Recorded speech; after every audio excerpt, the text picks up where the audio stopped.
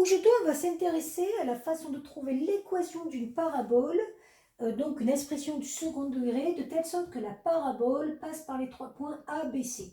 Donc la première chose qu'il faut se dire, c'est que quand on a une équation de parabole, elle correspond à une expression du second degré du type ax carré plus bx plus c, qui est donc l'image d'une fonction donnée de x.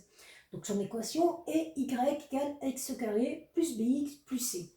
Le but, c'est de trouver que vos A, que vos B, que vos C.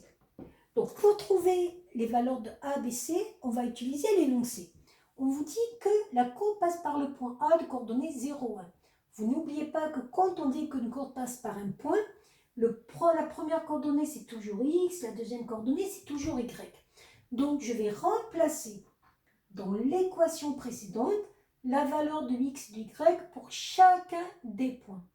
Le y pour le point A, c'est 1. Donc je vais écrire 1 égale A fois 0 au carré plus B fois 0 plus C. Ça, c'était pour le point A. Je vais faire pareil avec le point B. Le point B, x vaut 1, y vaut 2. Donc 2 égale A fois 1 au carré plus B fois 1 plus C. Je vais faire pareil pour le dernier point. X vaut moins 1, Y fait 4. 4 égale A fois moins 1 au carré plus B fois moins 1 plus C. Quand j'ai remplacé, je vais essayer de simplifier et en gros, vous allez résoudre un système de 3 équations à 3 inconnus, mais qu'en vrai, n'est pas trop compliqué parce que vous allez voir qu'on va directement trouver C. Donc ce système est équivalent à, si je remplace 1 égale 1 fois 0 carré 0, P fois 0, 0, C est donc égal à 1. Je vais donc pouvoir le remplacer dans la ligne 2 et la ligne 3.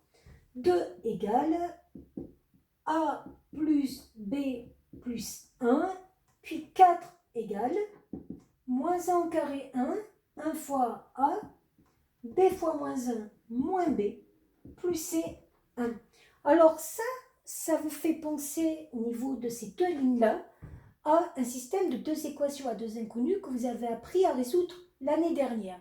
Donc, un élément facile, c'est que si ça, j'appelle la ligne 2 et ça, la ligne 3, je peux ajouter les lignes 2 et 3 colonne à colonne. Comment ça va fonctionner? Donc, ligne 2 plus ligne 3. 2 plus 4, 6, égale A plus A, 2A, moins B plus B, 0. C'est pour ça que c'était intéressant d'ajouter ces deux lignes. Plus 1, plus 1, plus 2. Et vous voyez que l'intérêt de faire ça, c'est de ne plus avoir qu'une seule inconnue, que je peux résoudre. Je fais passer le plus 2, ça devient moins 2. Puis je fais passer le fois 2, ça devient divisé par 2. Vous aurez donc la valeur de A qui est égale à 6 moins 2, 4. 4 divisé par 2, 2. Après, vous avez deux choix. Soit vous vous dites, je vais par exemple le remplacer là-dedans et trouver le P. Mais si vous vous êtes trompé, l'erreur va se reconduire.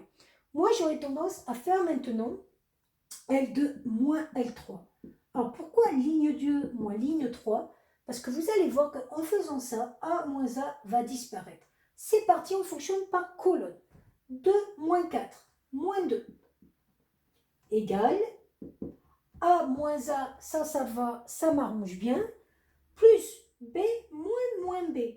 Donc B plus B, 2B. Plus 1 moins 1, 0.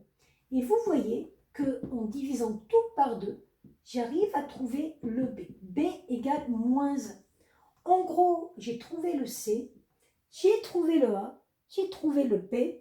Donc l'équation de la parabole que je cherche, elle est du type 2x au carré moins 1x plus 1.